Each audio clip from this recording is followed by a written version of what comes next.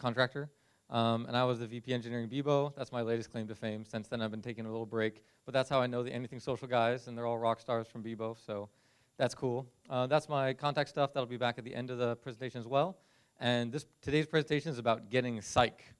You might be like, I thought it was getting psyched. You're like, wait, psych? Yes, psych. I mean the noun, not the verb.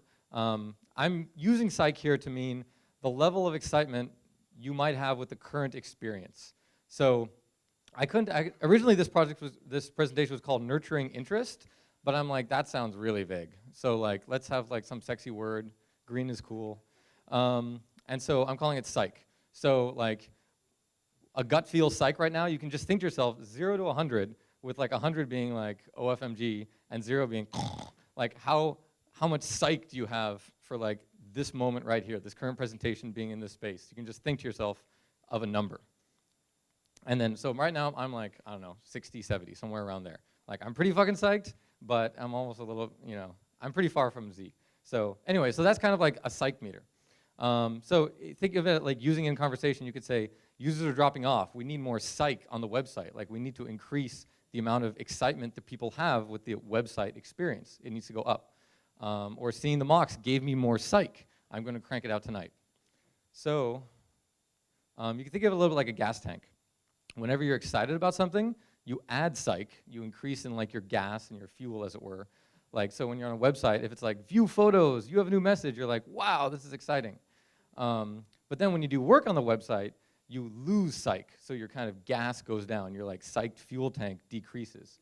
So like, it's like, oh yes, complete all the fields below. All fields are required. You're like, mwah, mwah. Or it's like, oh yeah, enter your credit card for the free trial. And you're like, that doesn't sound free to me. This sucks. And so then it goes down and you end up with this like little E meter and stuff like that, which is honestly how a lot of users are gonna like be on your website. They're gonna be like almost off. So that's the reason it's good to kind of keep track of this metric as I think of it. So with that said, we have Exhibit A, Match.com's landing page. So they've been doing this for a little while, longer than I've been doing this. So you'd imagine their landing page is pretty decent. So you can just look at the landing page and kind of take a step back and be like, how psyched am I? Like, what's my psych level for this page? Like, if you're single, it's probably higher. Like, if you've used Match.com, it's probably lower. And so, you got these different things playing into this. And so, your psychedness level might be something like 30%. Like, this is pretty cool, but I could be on Facebook. And so, so you're checking it out. So let's kind of pull it apart a little bit and just quickly keep with the pictures theme. Let's go to just like the parts of the website that increase psych, the good parts, as it were. So here's the exciting stuff, the things that increase psych. So arguably the logo in the header, although that's a little bit to the side really, but you see there's like photos of attractive looking people. So you're like, that's pretty cool. And then there's also view photos of singles near you. You're like, wow, viewing photos of singles, seeing married people is not so exciting. And they're near me. This means things can happen with these people. And I can view photos and the button is green. I'm supposed to click it. And it's all capitals. Like, the button is very serious about this whole viewing photos. And also there's these little arrows. There's these chevrons that say next. And like, they indicate that something good is going to happen very soon. So you're like, this is exciting. But if you took the kind of the opposite, if you reverse the page and showed only the unpsych stuff, only the work of the page, you get something like this. It'd be like, do a search on Match.com, and then a form and a submit button. And you're like, okay, this is a lot less exciting. It's not clear that photos are coming. It's not clear that anything will happen with results in this search. Like, this might not be such a good use of my time. Maybe I should go back to Facebook. So this is work. Okay, so what makes that page compelling overall? So I listed a number of them: cute singles, view photos. Also, this experience is kind of unlockable. Like, you see the pictures on the back, but they're kind of faded out, and it's like, but wait, there's less. Like, you have to go through this experience first before you get to the photos. So you're like, oh, this is good. I want to unlock it and get to the photos. Also, one thing that I think increases psyched while slightly decreasing the amount of work you have to do is the heading up there says, I'm a woman looking for a man. So, I mean, there's two kinds of people who are going to come see it. There's women and men, for the most part. I want to be very fair to the other 0.1% of our community. But for the most part, there's women and men coming to the site. And when women see that, they're like, this is great. It's pre-filled out for many women. Like, women looking for men, this is great. And when men come, they're like, hey, there's already women on the site. I'm 3 words into the site, and it says woman. Like, this is good. And so they have to change it, but it's you know, something along what they want already. The age range is both attractive and easy, 25 to 35. A lot of people can leave that default. Some people are going to change that slightly, but it's a good default. It's also kind of attractive to think of 25 to 35-year-old women. If it said, you know, 18 to 25, that wouldn't be attractive for a lot of people coming to the site. Also, the postal code is, if nothing else, a relatively easy way to get someone's location. And it has a big green button. Nothing wrong with big, nothing wrong with green. Okay.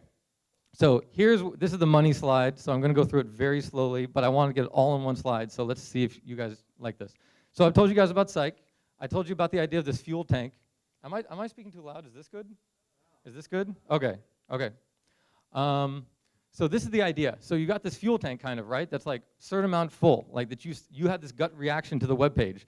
I'd say my gut reaction to the web page was about 30% Psych in my fuel tank to start. And so I showed up on the site, and I'm like, oh, right, Match.com. Yeah, I heard of those guys. 30% psyched. Like, this is kind of cool. It's not, you know, fragglerock.org. So I've got my 30% psyched, and then I pretty much go through the website, and I get this psychedness level going up and down based on those features that I just showed you. I first see that, oh, there's cute pictures, sweet, and it goes up by 10%. So now I'm at 40% psyched. And I'm like, oh, but they're hidden. I have to see more. Actually, this is kind of, you know, kind of interesting in that I have to open it up itself. And so that's maybe 2% more psyched even though it's, you know, kind of distant, but it's kind of exciting that it's right there. And then you realize, ugh, I have to input 3 lines of search criteria to unlock this thing. Like, I'm not sure I want to do this anymore. 15% down. And then you're like, okay, I have to do my gender, and like, I already know my gender. This is no fun. Yes, I'm a woman. Okay, that's smart that it matched. Or, you know, there's women on the site. That's good. But it's still a little bit of a pain to like fill that stuff out. So you're like -5 instead of -10 if it was, you know, worse. And then you're like, okay, you know, that's a good age range, but I still have to kind of consult it and be like, is that my age range? Maybe a little bit different. That's some work. And then you're like, oh my gosh, I really have to use the keyboard? Ugh. Don't you have a drop down or something? Oh my god. Okay, fine. My zip code, everyone knows it. It's only only 5 digits. Done. 8% down. And then there's a big view photos button. You're like, okay, sweet, view photos, I've done the work, this sounds cool again, hit the button. So if you walk through that individually, you actually start at 30% psyched. I did an Excel chart for you guys, you know. And then you go up by 10%. I'm not gonna walk through every of them, but like, you go up a bit at the first experience. As you start reading the page, you see the photos, and then you see what you really have to do, and it's a pain, and you go down, down, down, and you bottom out here about like 9% psyched, not so psyched, and then you come up a little bit at the end. So an interesting thing about evaluating a web page this way is that you're able to see that, hey, I came in with a certain unit of excitement, say 30%, and then I left with another unit of excitement, 14%. So one way of looking at it is that my excitement for the site got cut in half by the first page, even though there's only like maybe 5 or 6 different things to like do that seem very easy and obvious, but actually cuts massively into what the user has to do on the site and their excitement for it. And then that also gives you a starting point for your next page, because on the next page, you've effectively got the same graph again. And now that graph starts at 14% instead of 30%. So you have to think a little bit about, hey, like, is this UI what I want to use up 16 percentage points of psychedness on? Another thing you could think about with this is that I personally think that when you hit 0, that's effectively good as the user being like, whatever, I'm tired of this, and leaving the site. So if you didn't have the number 2, cute pics, like say you had a combination of that, like the work screen, well, pretty much just the work screen without the cute pics and without the nice language, you would just have the negatives, and the user would bottom out probably about 5 or 6, and they'd be off your site because they'd be in the negative, and they'd be like, I give up. Like if you had Match.com front page without, you know, without, I don't have to go to the slide.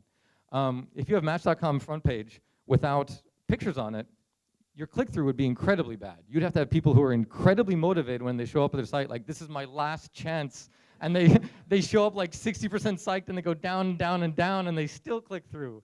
But like, most people are gonna be like, you know what, this doesn't look like any fun, I'm out. So anyway, so that's kind of that's my main thesis on this Psych thing. I'm gonna go into my next slide. Yeah, you do, for sure. And so Match.com has made the decision that they need this user input.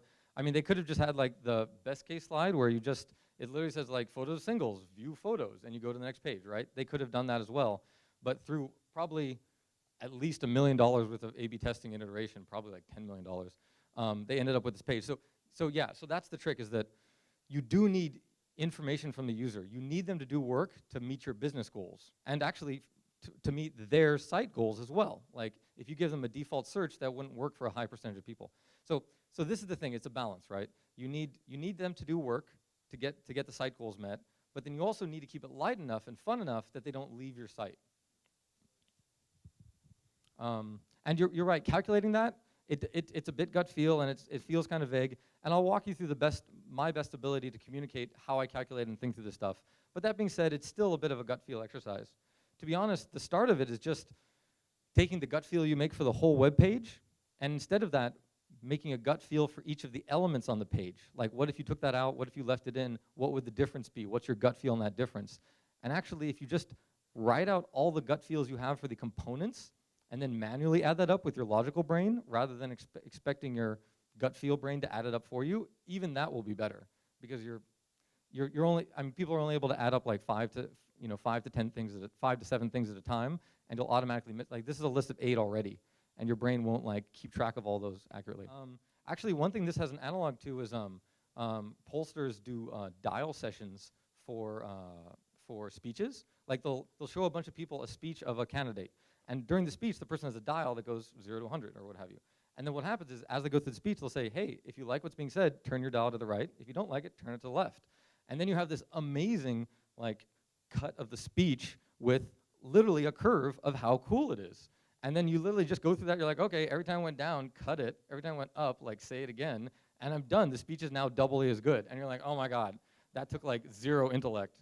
And to some degree, that's the same thing you're doing for a web page. Like, if things go down and you can cut them, and things go up and you can repeat them, and in some ways it's not brain science once you break it down.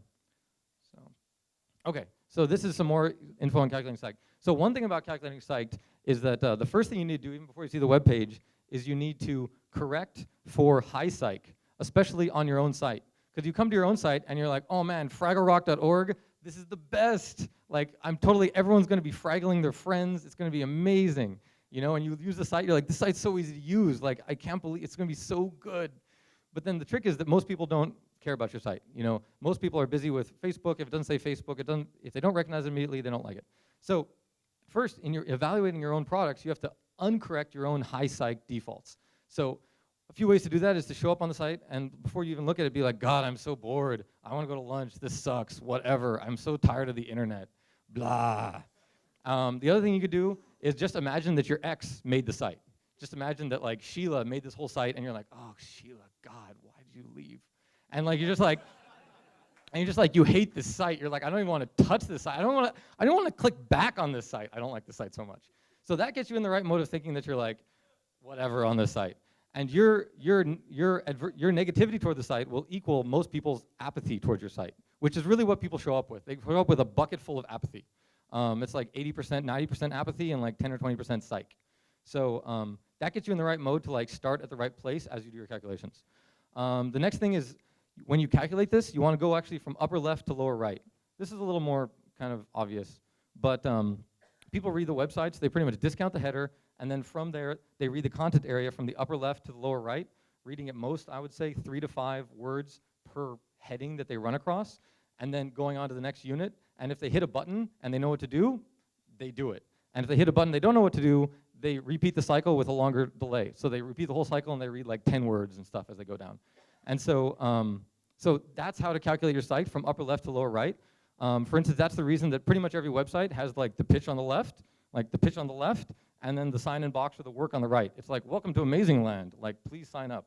Because people start on the upper left and they read down. If it had the like, please sign up, welcome to Amazing Land, people would be like die, and they'd like fall off before they even got to Amazing Land because they read from that side. Okay, then the next thing you have to like use the force a bit. That's like a sexy name for saying like turn off your logical brain, which we all have plenty of in this room. So what you have to do is you have to kind of think about all these things, kind of take a step back and just spit out the first number you can think of 1 to 10, like 87, that's my number. And then you have to reflect on it and say, hey, does that jive with all my other numbers? So I think I showed up with like, I showed up on the site with like 60 psyched, and then like I saw cool photos, and I went up to like 120 psyched, and then like there was a submit button, and I went down to 0 psyched. Then wait a sec, those are not proportional to each other. Those don't seem accurate. So really I showed up more with 60 psyched. I got more psyched and got to 70 maybe, and then the submit button wasn't that bad. I went down to 65. You're like, okay, those numbers make sense relative to each other. And if you do that a few times, eventually your gut feel will start to be pretty awesome. Anyways, so we can do that with this site again, same site. Sorry, I only had so much time. But you can start, like I just walked you through it. I won't spend too much time and belabor the point. But you start on the site. First say like, oh, the web, web's lame. I'd rather be eating a sandwich, and like, you know, oh my God, my ex made this site. Oh, and I have to use it. This sucks. Okay, fine.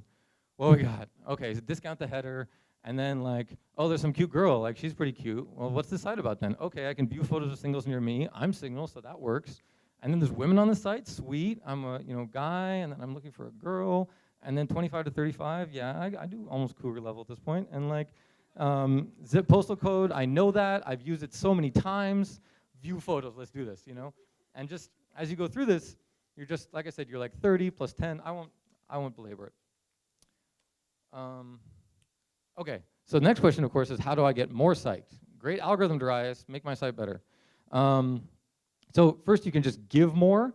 You can give them more data, be like, hey, here are awesome things, here are cute people, here are like what your friends are doing, here are like all these awesome things that you can have for free. We're just giving it to you because we want you to be happy, like take it. Like, oh yeah, 100 things happened today, like 10 things happened in your area, like, oh, we're a car rental site. You can rent a Tesla on here. That's the coolest car we have, but we thought we'd tell you because they're on here. Like, give them awesome stuff.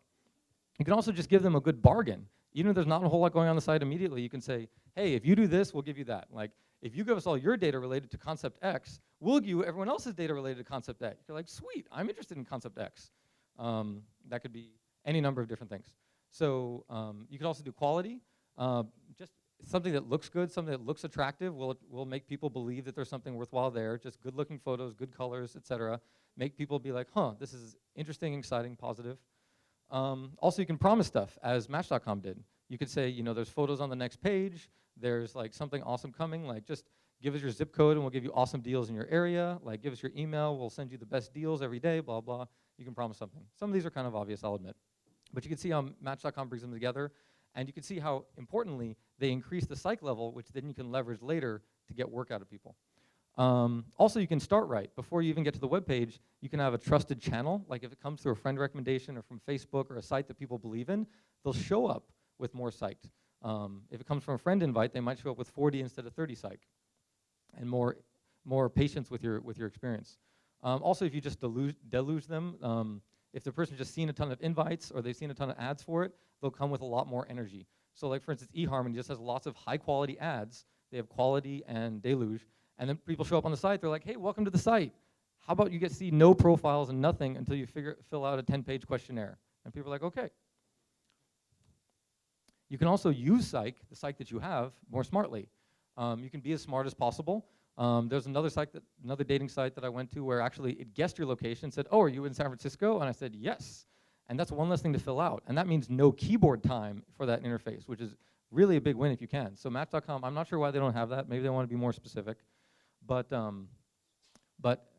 being as smart as you can, asking for as little data as you can, and guessing the rest is good. Grouping things, decreasing visual complexity is good.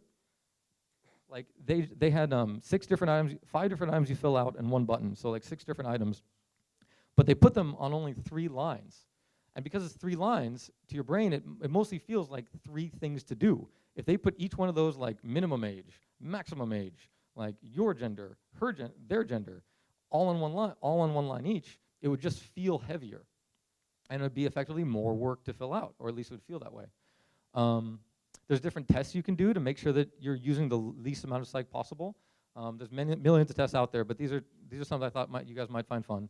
What I call the 10-foot test, where you just roll you just roll back from the computer monitor for about 10 feet, and you see if you can tell what to do on the page. For instance, this Match.com page, you could be quite far away and realize that you have to address this form in the center, and you'll probably unlock whatever's behind it, and that big green button really wants to be clicked. And so, like, if you can figure it out at a long distance away, you're probably doing something right. You're using layout and colors to communicate what's going on without people having to read, which is great. There's also the crossout test. So like if you write a string like, hi, I'm Darius Contractor, and it's really great to see you guys, and I'm doing a presentation on getting psyched. You just cross out words until the thing no longer makes sense. So if you cross out my name, it's like, hi, I'm blah, blah, blah, and you're like, wait a sec, something's wrong, like his name's not there. But if you cross out things more and more and more, you'll get down to like, eventually it'll be like, Darius Contractor, getting psyched. And you're like, wow, that's so much more powerful when you cut out all that BS. And so you can just cross out words and just look at it, and your like subsystems psychologically will just tell you whether it's better or not. You don't even have to do the work. Just cross it out, and you'll know. Also, one thing I always love is that I think it's not as celebrated as it could be, but one place that design is always awesome is for military equipment, because pretty much it's made for people like who might just have a high school education who are about to get killed.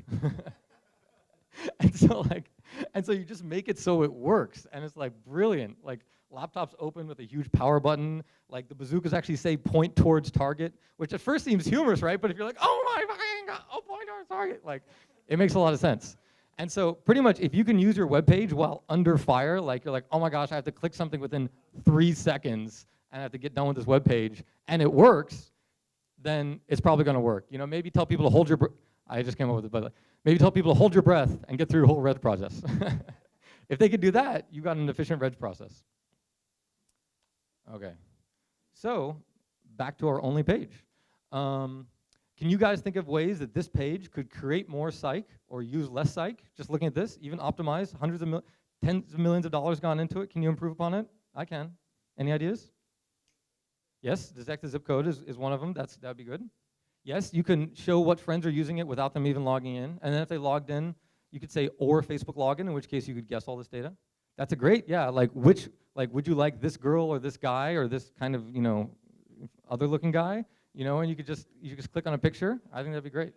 Merge the fields, yeah, so I think you mean like between age 25 and 35 would be an age range. And then women would be women seeking man. Yeah, so it'd be a single dropdown. That makes a lot of sense to me too. Oh, so you could immediately access the pictures.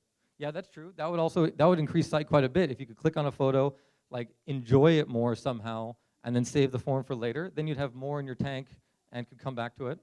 That's true. Yeah, you could just have an action-based. Actually, that's the best. That's my favorite idea. I didn't think of that at all, and I think it's a great idea. Just interacting with the content yourself, because that's what you want to do. If you can somehow make getting the data directly in the path of what the user wants to do, make the getting psyched and doing the work the exact same, that's totally the best. So I didn't want to run out of time. I was going to do this entire presentation again for teams, because at Bebo, I was a programmer for the first half, and then I was a manager for the second half. And I learned somewhat about like keeping teams psyched and keeping the energy level high there, and it's actually really similar to users in many ways. So here are some of the bullet points. It's just one page. So with someone's job, if you're able to build someone's job for them and decide what they're doing, one of my favorite things was to try to make sure that each job for a person has a creative aspect that they enjoy doing and have independence doing.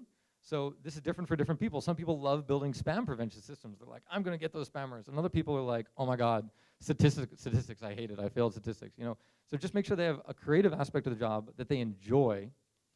And then every job has dull aspects. Someone's got to clean the waste paper bin or whatever. And someone's got to like clean out the log files or like deal with bugs or user complaints. So just make sure the dull aspects of the job are things that they're good at. They might not like it, but at least they can pound it out better than anyone else in the room. And the waste paper bins are always empty, and it's not a big deal because they feel it's kind of zen. And you're like, okay, sure.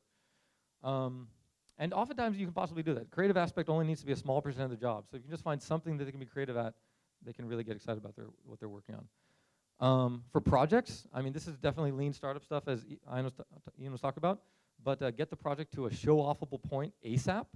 So for instance, if you're building a car, like the first thing, there's so many things you have to do. The first thing you might do is either just make the engine and make it sound good, and you're like, yeah, that sounds like a real car, like vroom, vroom, like sweet. Or you just make the platform, and the thing just like rolls downhill, doesn't steer or whatever, but just having a platform, you at least get to the point where you're like, hey, you want to like roll downhill in my platform? And you're like, yeah, let's do it, and it's like fun. You could show it off. You could tell your friends about it. You could tell the boss about it. Everyone's psyched. And really, I personally think of the first quarter of a project as simply building momentum for the rest of the project. Because everyone in this room knows how software timelines are always like, oh, it'll take 2 weeks. Oh, shit, we're almost done after 2 months. Oh, it's completely shipped after 2.5 months, you know? And so all that stuff is delayed.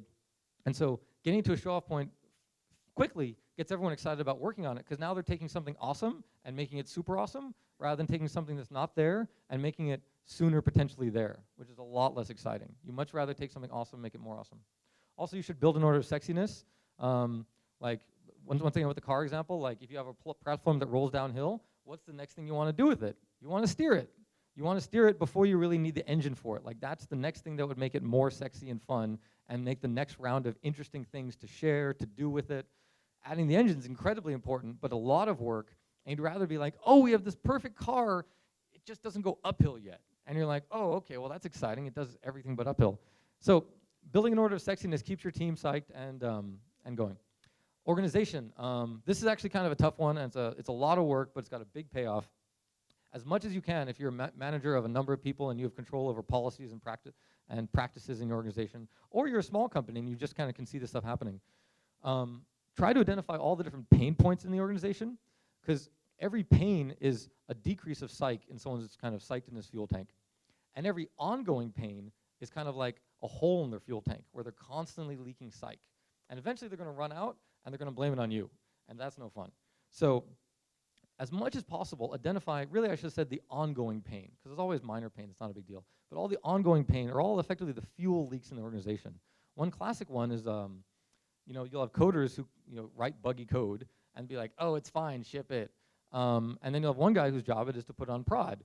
And then it's up on prod, and then it breaks. And the guy who's there at 8 o'clock shipping the thing while the guy who wrote the code is out having a beer is like, oh, guy who wrote bad code, I hate you, guy who wrote bad code. Like, why do you write that?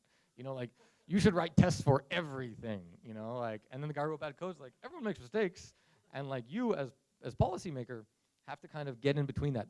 Those are ongoing leaks in the organization. So if you leave that be, each person is going to get more resentful and it's not going to work. So trick is you have to identify those leaks, and then all leaks should, if at all possible, route back into the gas station they came from. So this is kind of a complex concept, but like with that release issue, what you do is you break it into two problems. Like, if there's always bugs, but if you have one bug a month, you have the release guy just deal with it. You say that's your job.